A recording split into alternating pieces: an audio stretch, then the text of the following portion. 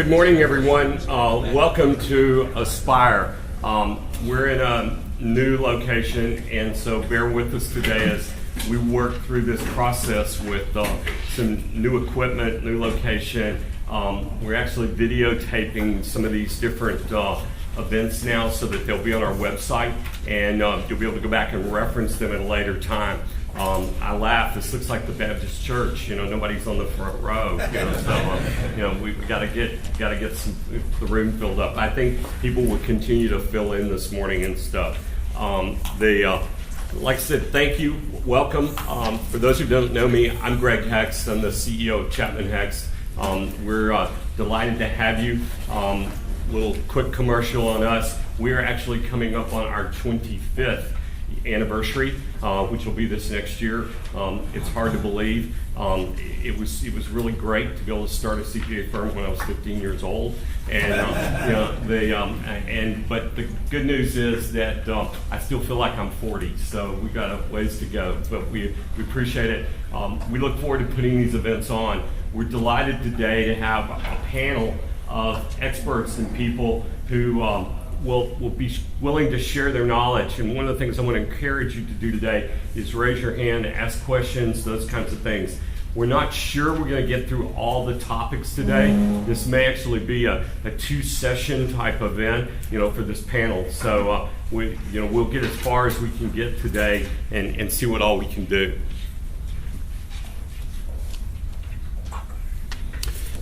First, I want to start off with just telling a little bit. Today, we're going to talk about just selling the company. What is it? What are some of the options? What are some of the alternatives? What are some of the, I call them potholes and thunderstorms, that people need to look out for? You're going to hear a lot of stories today. We'll change the names to protect the guilty, but we're going to go through and talk a little bit about what's going on, what's happening with some of these different options and alternatives. Let me start off by introducing our panel members this morning. We'll start with David Oden. David is with Haynes and Boone. He focuses on mergers and acquisitions, corporate securities, and general corporate matters. He's been recognized by the Chambers USA as one of the leading practitioners in the United States for technology. He works also in corporate commercial law and spends quite a bit of his time here in Texas. Next person is Gordon Russell. Gordon is with Kane, Russell, Coleman, and Logan. He's concentrated his practice on banking, financial institutions, real estate. He has special expertise in commercial lending, real estate development, finance, especially restaurant, real estate, and global trade. Gordon maintains a regular general business practice, including corporate partnership and general counsel matters. We also have Jules Brenner today from Strausburger Price. Jules represents privately held oil and gas exploration, production, and oilfield service companies. He advises his exploration and production clients in the acquisition and divestiture of working leasehold, royalty, and mineral interest in producing and non-producing properties, as well as lease negotiations, corporate mergers and acquisitions, private placements, debt and equity, and negotiating and drafting key transactional and corporate documents, including drilling agreements and participation. So as you can tell, among the three different legal counsel here, we have technology, real estate, oil and gas. We tried to hit some of those major areas. And last but certainly not least is Nancy Schulze. Nancy has been with our firm for over 20 years.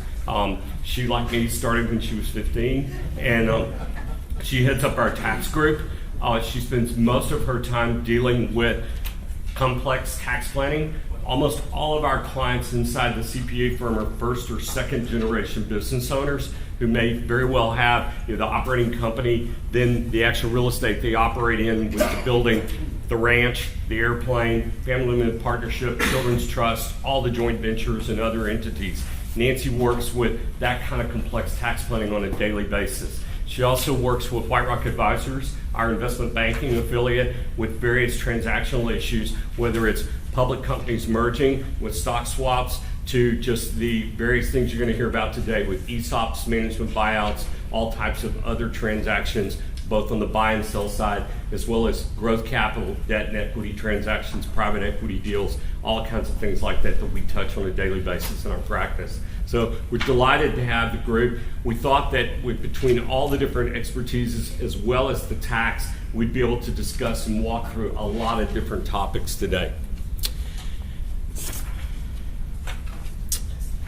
Let's start through one of the first things we wanted to talk about was ESOPs.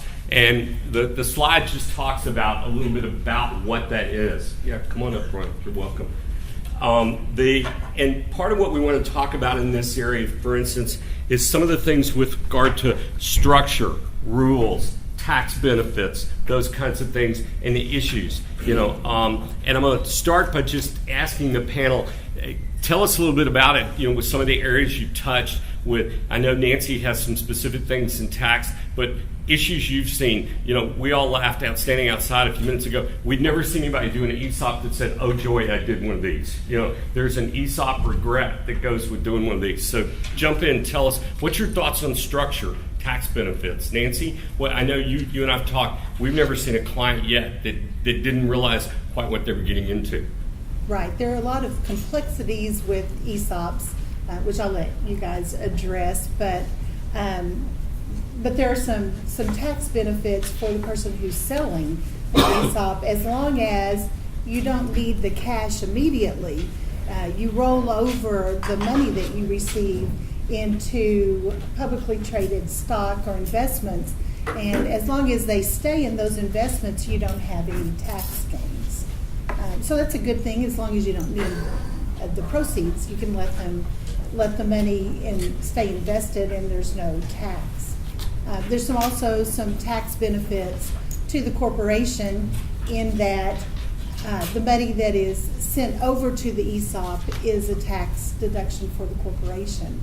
So you have to sell at least 30% of the company to the ESOP. But remember, there's a fiduciary duty that you have to that ESOP. There's valuations. But there's a lot of complexity, and it's done. You can't undo it very easily. So I'll let you guys jump into ESOPs. David, thoughts? Yeah. Let me ask you a quick question. Is this a microphone, and can people hear me through that microphone, or do I even need a microphone? I don't think you need one, but that's probably more for taping purposes than anything else. Here are my thoughts on ESOPs, Greg. This is kind of scattered. Number one, as I said to you out in the foyer before we were starting, my contact with people who have done an ESOP, it generally resulted from wanting to do a different transaction, but they were unable to do what they really wanted to do, so the ESOP transaction was a fallback transaction. In other words, it wasn't their first choice. Ultimately, they either really regretted it or mildly regretted it. And one of the reasons that they regretted it was because, and this isn't generally talked about when you're discussing ESOPs, you're usually talking about valuation, how it's going to happen, the mechanics of tax savings, all that kind of stuff. But what really you're stepping into is a regulatory morass, because ESOPs are just heavily federally regulated because of some abuses that have happened. I'm not saying they shouldn't be heavily regulated, but a lot of people have misused ESOPs and engaged in all sorts of prohibited transactions and things you're not supposed to do. So it's easy to get tripped up in the regulatory environment that you're stepping into.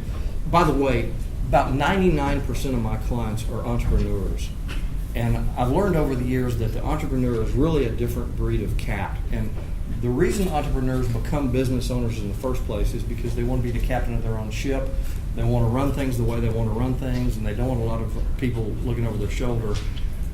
So the ESOP is sort of the last place that type of mentality really works well. So I'm not a fan of ESOPs, and I guess I'll rest there. Jules, oil and gas. Nobody's a rogue in the oil and gas business, right? So they all follow rules, right? To a man. Yeah. Yeah. Have you run across these issues in the oil and gas industry? No, not in the oil and gas industry. Okay. More generally, throughout our firm, our experience is very similar to what David just described. These are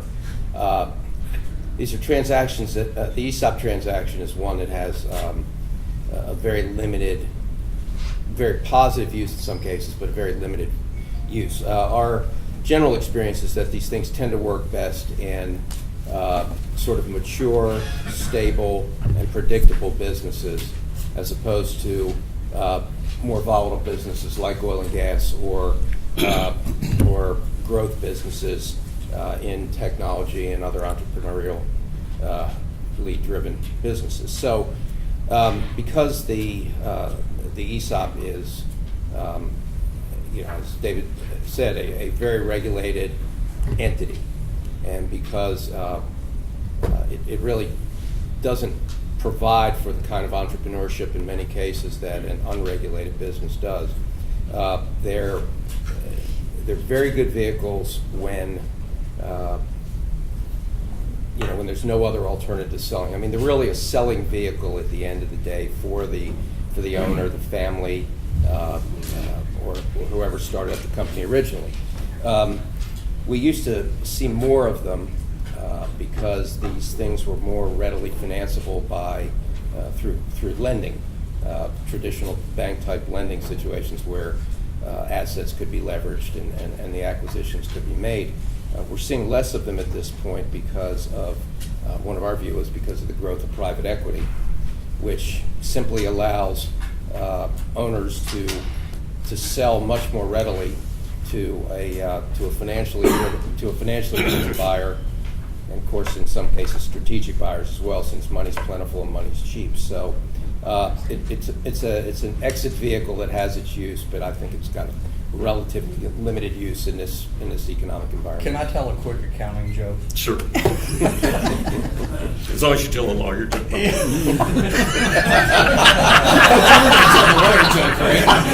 Where do you start? Yeah, I know. Yeah, that's right. We might never finish today. If we start that on top trail. In giving counseling, lawyers and accountants sort of don't look at the world the same way. Let me keep it simple. And and accountants are great, and I love them, and we need them, and some of my best friends are accountants and that kind of stuff. But an accountant, the old saying, when you're a hammer, everything looks like a nail. When you're an accountant, everything looks like a tax problem that needs to be solved. And that's why I always say when I meet entrepreneurs, and you already have a business organization, they'll tell me, yeah, I've set it up and I've got a corporation. That means they talk to a lawyer first. Or they say, I've set it up and I've got an LLC. That means they talk to an accountant first because they're trying to save taxes. So where I'm going with all this is ESOPs are, lawyers don't like ESOPs. Accountants don't like ESOPs either, but they like them a little bit more than lawyers because it really is a tax analysis intensive kind of thing. Okay. Yeah. That so much with you. And Gordon, talk a little bit about the ongoing issues. I mean, I know that you and I've run across some of these, and I'm going to refer to it as they're almost unwindable, and trying to reverse what's going on. But the problem we see with clients a lot of times is the ongoing issues that they face. That they hear you, but they don't hear you, and they don't know what they don't know, and so there's always these jack-in-the-box surprises. And that's because the regret is so clear when their goals haven't been achieved. Putting the ESOP together, just from the very title of it, it's an employee stock ownership plan. So if you're the entrepreneur and you want to benefit the people who've worked so hard for you to build your company, ESOP looks like a good idea until you have to live with it. Once you have to live with it, we heard the word fiduciary. The fiduciary duties of the ESOP itself as a shareholder or a member or an owner of the business. Then the people who are in charge of it have a duty to get an annual valuation, and that doesn't happen regularly. So when you on the selling side, what you have is a buyer who says, "What's that?" "Oh, that's an ESOP." Well, how does it tie into the rest of ownership? And are the records current? No, they're not. Okay, so now we need to get Carrie Baumgartner here to do a valuation. That's the best part. Yeah, it's the best part. But It's almost as good as the tax. But since an expert, someone who knows when to call an expert, we also have to have Nancy to look at, okay, what are all the penalties and interest and all the other consequences, and who's responsible for them?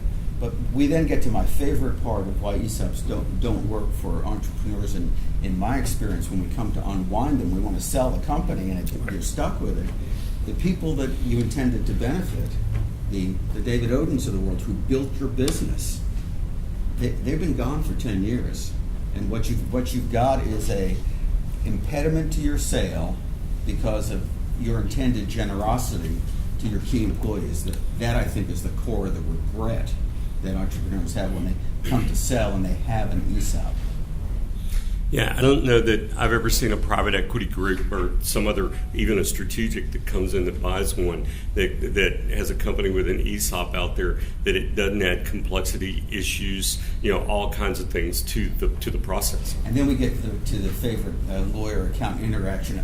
Oh, we're going to do this. No, you're not. That's a prohibited transaction. Or better yet, we're going to do this. No, you might not be able to. That's probably a prohibited transaction.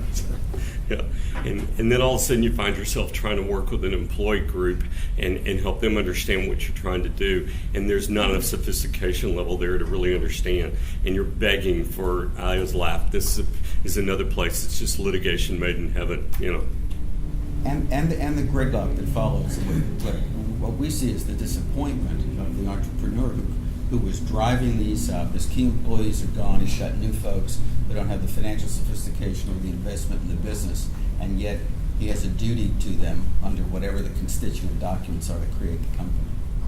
Okay. Any other comments, thoughts about ESOPs that we haven't shared?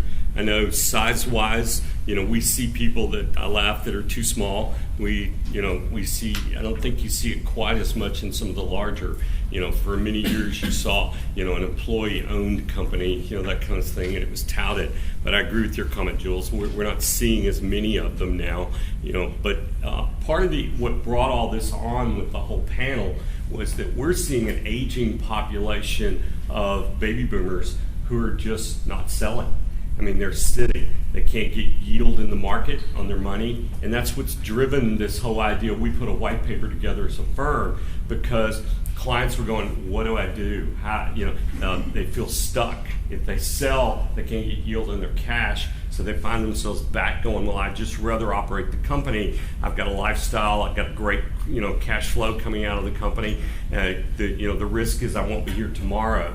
I find in our world when clients show up, it's because usually I laugh and it's called pillow talk, that mama's going, so if something happens to you, what happens to me? And if most of our assets are tied up in a company and most of our net worth, what do I do with that? And that's where I think owners start looking for things like this. I laugh. They feel like they can sell it, but they can still own it. And they can do something. You're going to hear that repetitively throughout this thought process this morning about how do I, I'm going to say do a 99-year lease on the family silver, but I know I'm going to get it back at some point. And I think that's what they're trying to do is align those goals and work. This is an example of one that sometimes is misguided just because it seems to be easy. It looks like it's philanthropic, a little bit. I'm helping people doing all that, but then you got to figure out what the long-term consequences. You also think that there's legacy planning and succession planning going on because your key employees now own an interest through the ESOP without recognizing the difficulties of maintaining the ESOP that you've created. So there are people out there selling ESOPs. We have clients that Sure. come to us with an ESOP because they put this beautiful bow on them. But they are very expensive. They're expensive to maintain. And so there are situations where they work, but it is just very, very rare. So I'd say beware of the ESOP. And they do fall under the ERISA rules. So there's a lot of federal, issues that come into play. It's not just something you can do and treat it as if it was your own piggy bank and do it however you want. To say one good thing about ESOPs, I can imagine a few situations where they really are appropriate. And I have a client that is an employee-owned business. It's got like 200 employees. They all own a little bit of the company. The organizational documents prevent anyone from ever owning more than 10%. If you ever own more than 10%, your stock is, the excess is simply forfeited. So there's a whole bunch of owners. They want it that way. They don't want a private equity buyer to come in and have control. That company has talked about an ESOP for a couple of years, has not done it yet, but I think in that situation, it might be an appropriate thing to do. I mean, surely there are success stories too. Oh, It's about- sure. Yeah. I mean, we saw one a couple of years ago with a company that made railroad cars and stuff like this. Same type deal. They had 200 or 300 employees. They were at the point that it was a way to continue to grow, to motivate employees to give a benefit out and still be able to do it. Talk a little bit about percentages. How much does somebody have to sell? How does it have to be structured in an ESOP? I know there are some different opportunities there in terms of planning. We have to sell initially 30% Okay. to qualify to sell 30%. There was a question, yes? I was going to say, I was at Anderson Corporation, and there was an ESOP there, a $3 million company, and it did work very well. In the large companies, it works. Yeah, there are Salmons here in town, it's an ESOP. Yes. Who's the air conditioning company that's? Linux, Ultimate Linux, or It's not Linux. Linux is Linux, right? Linux is too, yeah. There's a construction company here in town. There are success stories. there are. I think probably the pothole and thunderstorm is, I'm gonna call it, the smaller entrepreneur who's maybe not as sophisticated that it runs into that issue, and I think that goes without saying across business. Your question in the back. How much of the business do you have to sell to the ESOP to become a tax-free entity?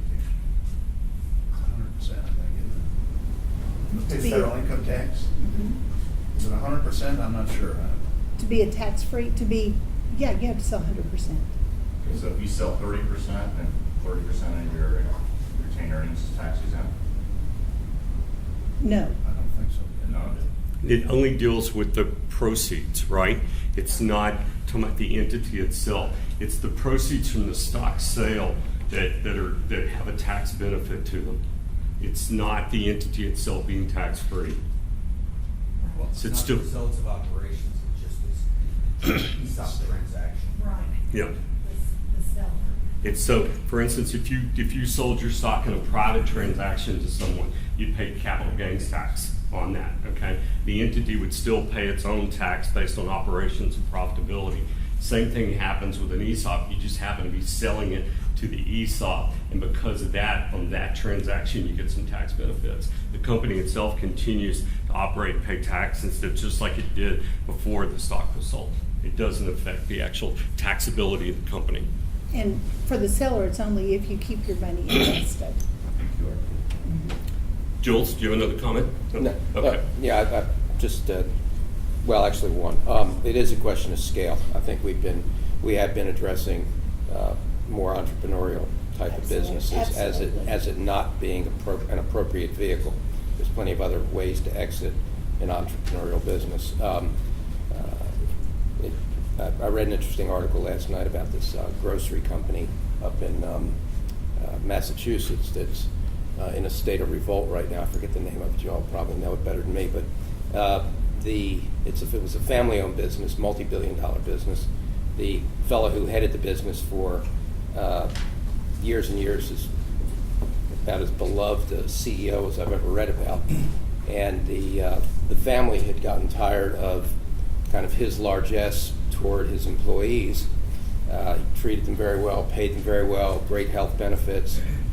I've got the article. I can look it up if you guys want the name of it. But in any event, the rest of the family owners revolted because they weren't seeing as much gain and realization of capital that they wanted. So they were attempting to force a sale of the company, and it was an interesting thing that happened, which is the employees essentially, it's non-unionized, but the employees essentially did a work stoppage in favor of the CEO that they love so much.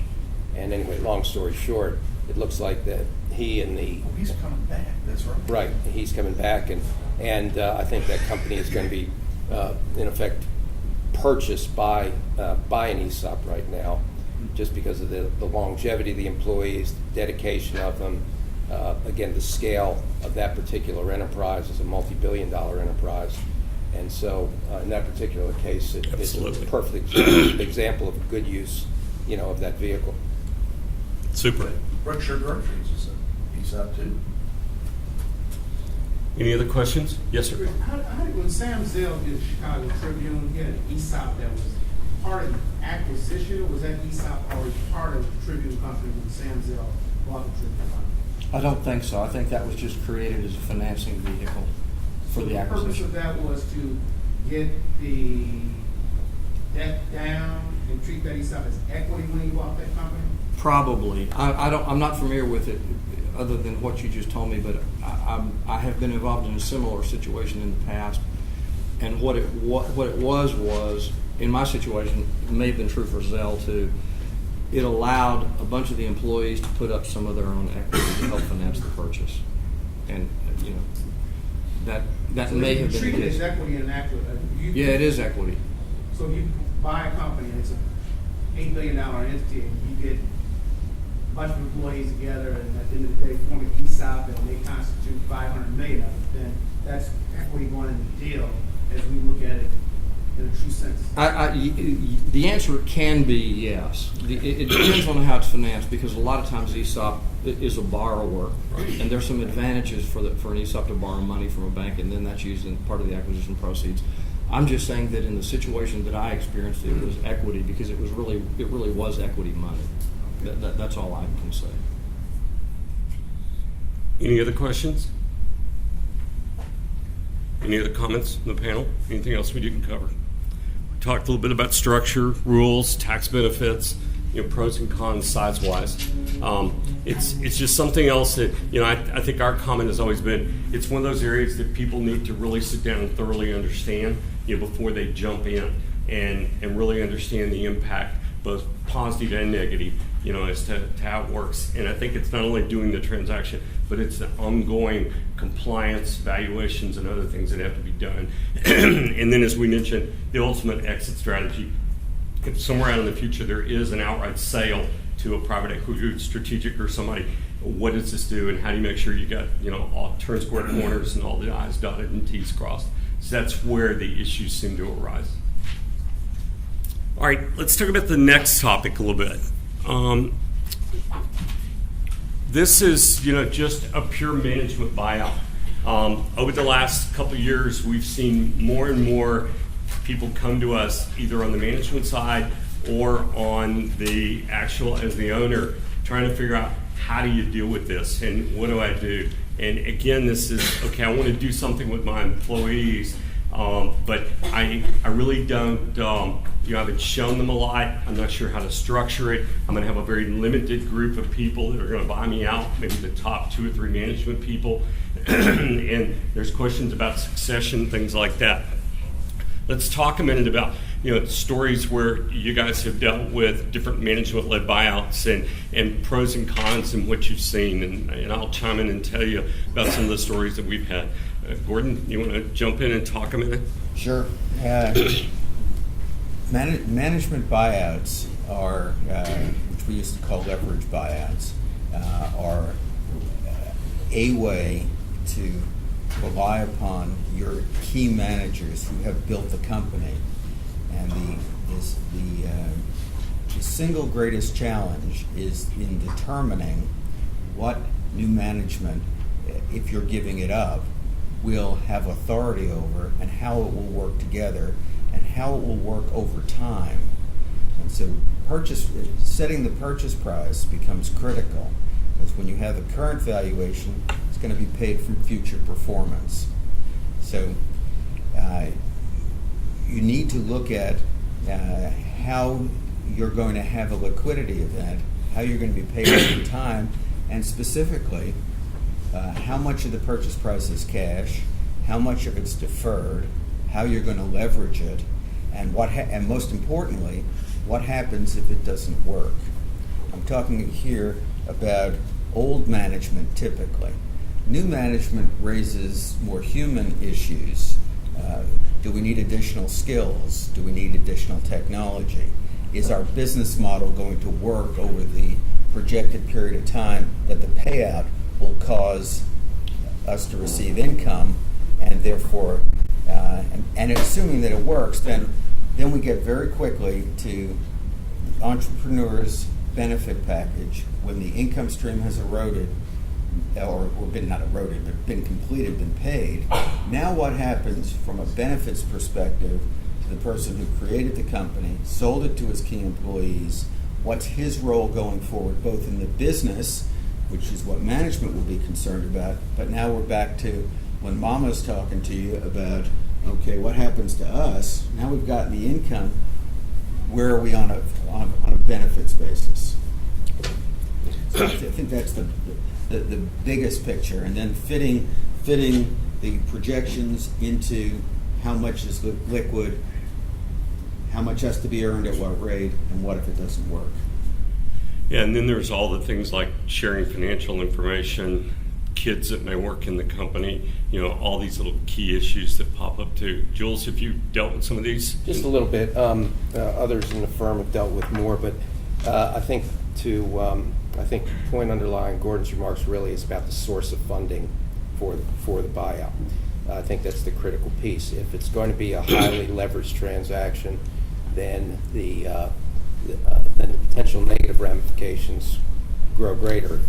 If management is truly going to put up hard equity dollars and then support their equity dollars with additional equity dollars from third parties, there's probably less risk of failure because the current owner is going to be paid out more in cash and less in promise.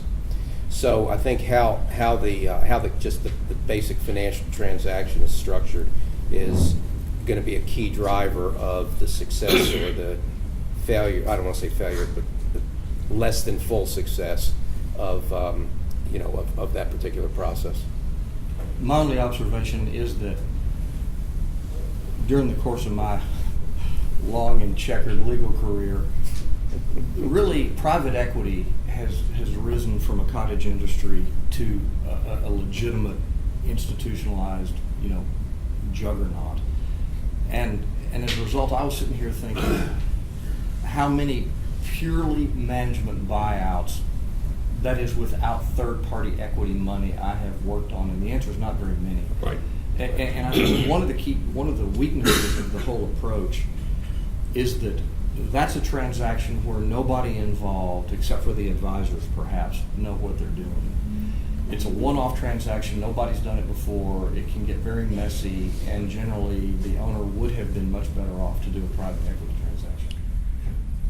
We're seeing what we call cashless sponsor type transactions, going to your idea, where management goes to a private equity group and says, will you back us? We would like to buy our current owner out. We're seeing quite a bit of that. Are you guys seeing some of those Yeah, things? but I would call that a private equity transaction. Right. I wouldn't call it a management buyout, Right. even though Right. management is involved. So maybe, but yes, we're seeing a lot but of that. it's a version. Yeah. It's somewhere. I would call it a hybrid, probably of the two. Some of the other interesting things that pop up in there that we found are once the financial statement disclosures roll out. We had one this last year where we woke up and there were all these shareholder loans that have been taken out over the years. And I'll never forget, when it came up, what are we going to do with these? And the current owner said, well, the company will just write those off. And we said, well, not so fast, Kimasabi. There's no equity left in the company once that happens, And it was one of these, because it's a one-off and it's something new and different. It was like, oh, and I always had this joke that when you're talking to people and you have an O comment, it means you just hit a hot button that nobody ever even knew was sitting there. And in this case, it ultimately, that along with what to do with the children, because Johnny was working on the dock in the back, and and Billy was working up front, and management's comment to us was that one of them openly laughed. He said, if you go look up useless in the dictionary, you're going to see their pictures, okay? And he said, we don't want them. We're not interested in paying for them. And I'll never forget this one too. They asked the owner, said, so we don't want your kids. And he said, so what are we going to do with them? He didn't want to meet He didn't want to meet them. and it's I always laugh, that's the devil in the details, and it's the things in the weeds. The devil in the details, Greg, there is that in a private equity transaction, the entrepreneur is having a liquidity event, and Right. hopefully it's 100% cash, and that's Right. why it's so attractive. So management can be much more cold-blooded about family and other planning issues, and Right. simply say this is the value of the business, and it's structured, where the complexity now comes is the relationship between private equity and management. Yeah. Yeah, I was going to say, in order to use private equity, management has to also consider the needs of the private equity. If the management has expectations of running a business for decades into the future, then private equity is not going to be the way to go, because the private equity funds, as we all know, have to answer to their own investors, and they're expecting a certain rate of return over a certain period of time, and eventually they want to exit in order to achieve their returns for their limited partners. So in those companies where management has been highly engaged in the company, they know it, they've lived with it, they've grown up with it, they're almost as much a part of it as the founder, then other forms of financing might be better if they have expectations of maintaining that company for a term into the future.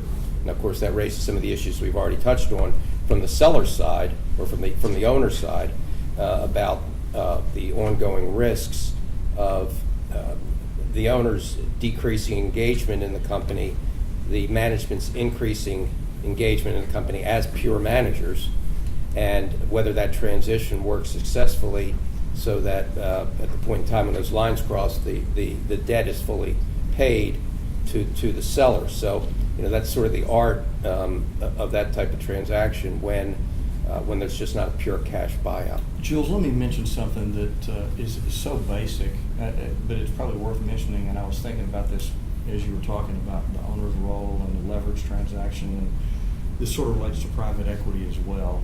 And it's the basic question: why do leveraged transactions work? I mean, why? And there's two answers.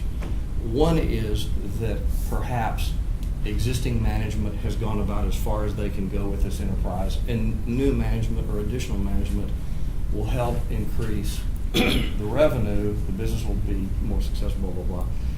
The other reason that leverage transactions work, and I actually think it's the basic reason, is because most family businesses are not run efficiently. And you mentioned the example of the son or the brother-in-law who's working on the dock. And I've done a lot of private equity transactions. I have some private equity clients, and I'll tell you, these people really don't know how to grow revenue. I'm just telling you, they don't. But boy, do they know how to cut expenses. And that's one of the key reasons that a leverage transaction works. So let me go back to the pure LBO or management-led buyout without private equity money.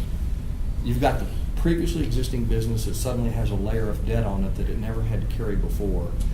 And one of two things really has to change. You've either got to increase revenue dramatically or you have to cut expenses dramatically. Otherwise, that transaction is going to go down the drain. Well, one of the other things we've seen of kind of another hybrid of this whole process was doing a small piece of the business, selling a small piece to one of the management group members, so that in the event that something happened to the owner, at least there was somebody else in there with either a right of first refusal to buy the rest of it, or at least their goals were aligned with the family that's remaining to try and continue to either grow the company, sell the company, so that everybody could gain from that. We're seeing a few of those, but again, I think that's really thin ice to get out on, because you got to figure out not only how to get it done on a fair basis, but how to potentially maybe unwind it if it doesn't work. And timing becomes critical, especially if there's private equity in here whose horizon may be very different, who has their own exit strategy, Right. whose horizon will be shorter than people who've built the business. Absolutely, yeah. What else on management-led buyouts? Correct. Yes. When there's a management group that wants to go to a PE firm, are there certain precautions that they should take before approaching a PE firm? You mean without the knowledge of the current owner? Well, it may be in either case. Well, But the PE firm is see going to that- say, why should we spend 10 minutes on this unless we know the owner's going to sell? Right. That's the No, but problem. I'm speaking about them stepping in front of the management team. You're talking about due firm. diligence on PE firms? Well, I can see where a PE Are you firm might. thinking a circumvention where they would Right. go around and go to the owner and say, Right. "I want to buy you. We may or may not need these folks. Yeah. We know that you're potentially thinking about doing something." I mean, I'm going to coin a phrase that one of you has told me along the way. Not all these folks are good Christian lads. And I don't remember which one of you made that remark, but one of the three of these guys up here and I have had this conversation probably several times. And and I'll tell you something else about private equity. You were left back cutting. I was in New York probably less than a month ago with a group that are on their third fund, $1.2 billion, and they got sold something by a snake oil salesman that was a detergent company, for instance, okay? And it was nothing but powders and liquids. It didn't have any of the new fancy little pods or any of this stuff, and it was, they were to the point that to get rid of it in the grocery store, they had to give one away to sell one, okay? That model doesn't work real well on the revenue side. And they were trying to, and they honestly, we had every partner in their firm for a day in there trying to figure out, and it was a $300 million company. It wasn't some little bitty deal they'd done. And all the partners in the firm, and you could see they were befuddled, and they were open about, we got snookered. But, they're trying to find their way through that. So they will go around people. They make mistakes about what to buy. They pay too much. There's a lot of things going on in that market. But I think you just got to be careful when you're the management group about stepping over either direction. I mean, and there's probably a process there that it's go to the owner and say, would you entertain? I think this is where you were headed, David. Would you entertain a transaction if we could come up with the capital? Yeah, at least do that. Yeah. So that when you go to the private equity firm, you can say, well, we've talked to the owner. He hasn't been definitive, but he's told us to explore. Right. That's enough. Right. To get things going. Now, we've seen people that are management that have left a company that want to go do something else in that industry, that have put something together, and we've gone out and basically got some, I'm going to call it levels of interest, that if you can find a target, you can get it under an LOI, then we'll look at it with you. Doesn't mean we'll fund it. There's no commitment, but we'll look at it. I mean, we have some of those in process right now in the utility sector, retail gas and electric utility companies. And there's people out there, and that's what we were referring to as a cashless sponsor. That if you're going to go find deals and you're going to go try and raise the capital, I mean, that goes on pretty regularly. To me, you kind of got this fiduciary duty, management duty. It sounds like you got to be really careful about how you deal with it. And you got to really know that your owner wants to sell, so he also doesn't feel threatened in that process. I mean, there are all kinds of emotions that go on. And then you get into the whole deal of what's it worth, and is your baby really ugly? And somebody maybe has to tell them that. The private equity guys don't seem to have any compunction. That doesn't bother them. But if you're management, it's kind of like, if this doesn't all work, you got to go back to working with this person every day. And so there are issues there, that emotions that you got to deal with. Yeah, I think one of the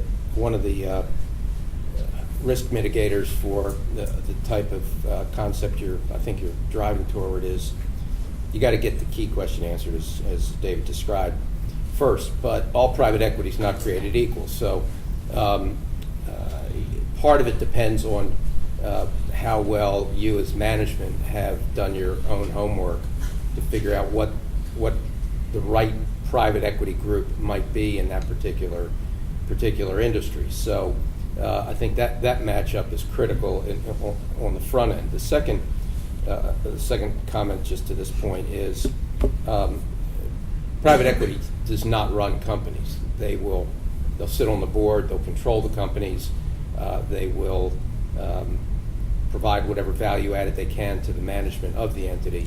But at the end of the day, they're investing in management teams, and so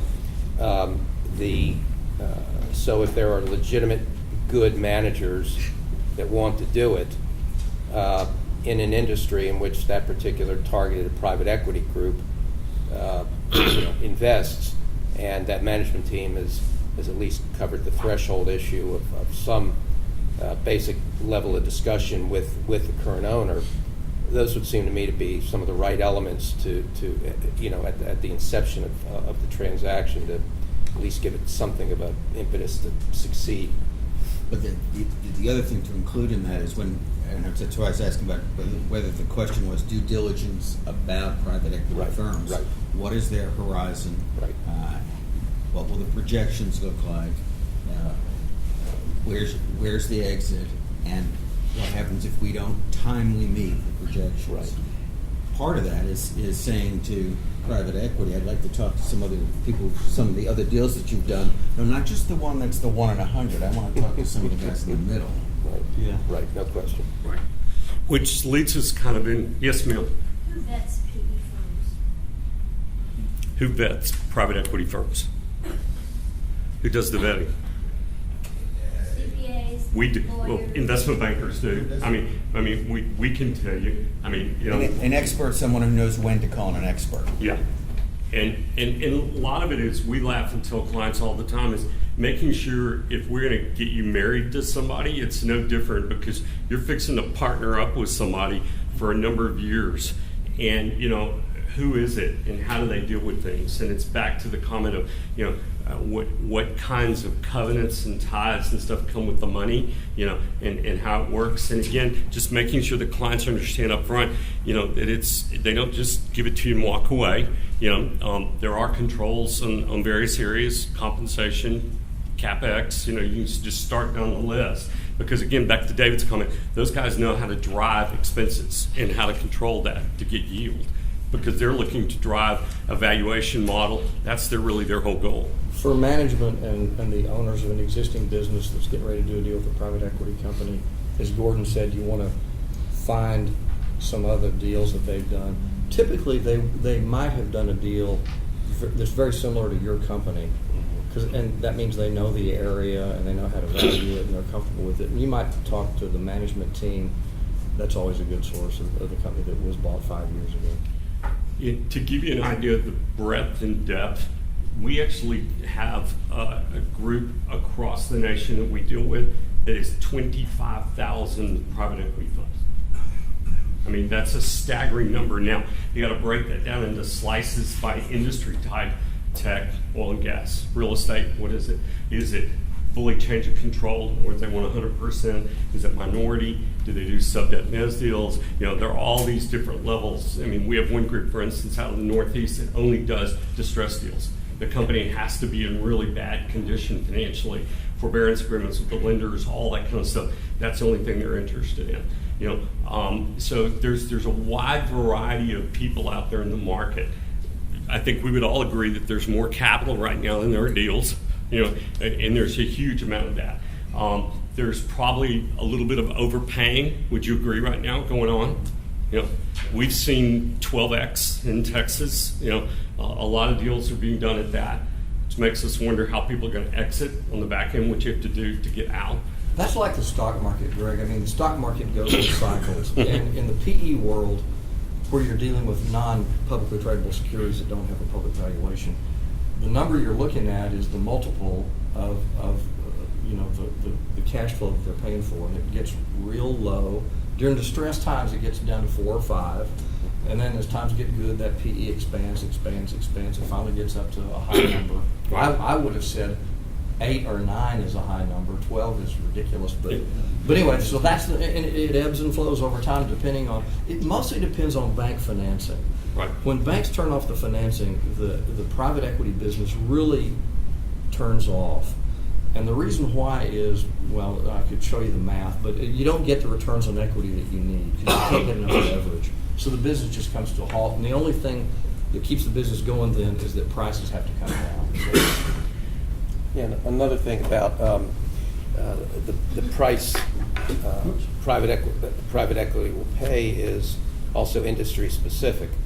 I would agree, absolutely. For example, in the oil and gas area, we just sold a very large a privately held service company out in Midland for 10x EBITDA. That's the hot area in the Right. service. Yeah, exactly. So because there's only a certain number of critical assets in that space that a given player wants to own. So you really have to start, you know, if your management, going back to this whole management buyout concept, you really have to take a hard look. You know, what industry are you in? I mean, is it a mature, staid industry where returns are predictable? Is it a growth industry? Where do I fit within that industry? What are my prospects? Do I have anything unique, really, you know, to offer to an investor other than just a good, solid, steady business? Because all that's going to drive the source of the capital, the price you're going to pay for it, and the timing of the exit if you use third-party equity as opposed to your own personal cash and leverage. We're rapidly running out of time today, and as I told you when we started, I didn't think we would get through all the topics today. We've got just a few more minutes. We try and cut this off always exactly at 9 o'clock so everybody can head off for their day.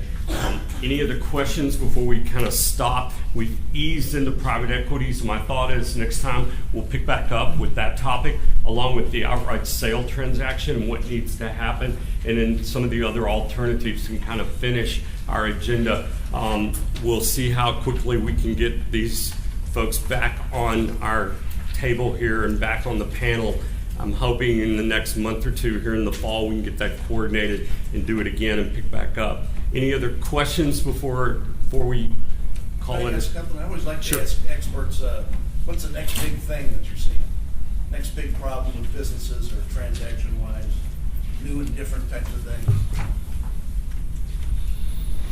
Kerry, I wish I knew. I don't know the answer to that.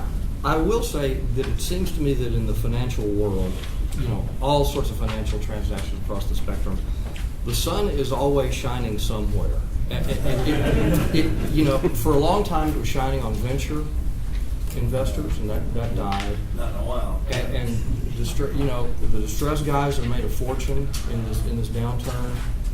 And right now the sun is shining on private equity. I don't know what is next. I simply don't know.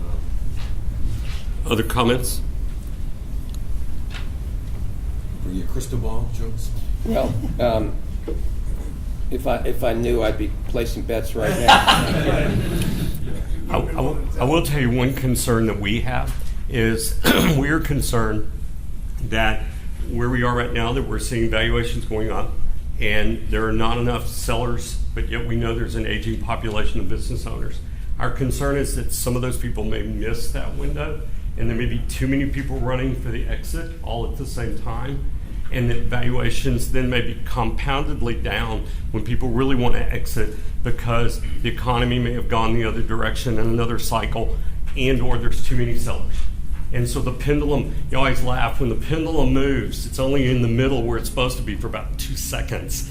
And so we don't know when it's going to move, but we all know there's trillions of dollars of business assets that got to transfer. If it's left to post-probate, which we're already beginning to deal with some in our firm, with transfer of assets after the patriarch or matriarch has died, that's messy. And it really gets messy. And there's haircuts in that process and usually some damage to the valuation model. So that's our only concern, is just, I'm going to call it timing and how that all fits together. But I do agree, there's always some place to go work. You just have to move with the change as a professional and figure out where it is, whether it's distressed or probate, post-probate, or where it is. There's always something out there to do. But right now, there's a lot more cash.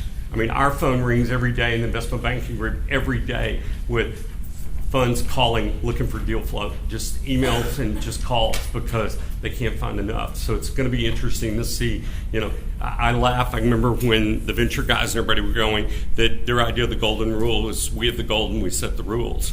And now we're finding it the other direction. They're begging for deal flow because they've got capital and they're backing carried interest, and their LP and their management fee and stuff is all shrinking because they can't deploy the capital fast enough. So then you wonder if people end up doing dumb deals, or they're paying too much, which means that we're all going to end up dealing with some, problems out in the future. But at the same time, there's plenty of capital. The growth in the stock market, the LPs who are coming in the funds are seeing, because they've got also, it's another interesting area. When you start looking at the actuarial tables and the growth and what they've got to do to pay out with pension funds, endowments, all that, and the growth in the market, the alternative asset piece that they're allocating is getting bigger and bigger. And so it's grown. We were looking at some statistics recently that it's grown from an average of 12 to 15 to almost 22%, which means it's not quite doubled, but they're dumping more dollars in this space, and it's just worrisome about how it all may work itself through the pipe. If you notice, these private equity firms tend now they're buying and selling each other's portfolio companies, right? Right. Oh, yeah. So they're just trading to earn their 20%. Yes. And I think either Gordon or David made the comment, they're substituting in for traditional lenders Yep. right now, which is a big trend. Yep, we're seeing them move downstream. And it's interesting, too, in the whole financial world. You're seeing ABL people moving down. The poor, just senior commercial lenders getting squeezed because he's just got rate to deal with because the ABL people have moved down. We were looking at a deal the other day that the private equity firm wanted somebody to go out and price it and everything, but they were willing to turn and be the lender. Just exactly what you said. And we were like, well, that's just kind of being a stalking horse to help them set the price. And but that kind of stuff's going on because it's a way for them to deploy capital. They may not get but they'll get a blended rate somewhere in there that gives them some kind of yield, and they got to get the money out. Any other questions? Thank you so much for coming. We really, really appreciate it. Thank you, panel. We appreciate you guys.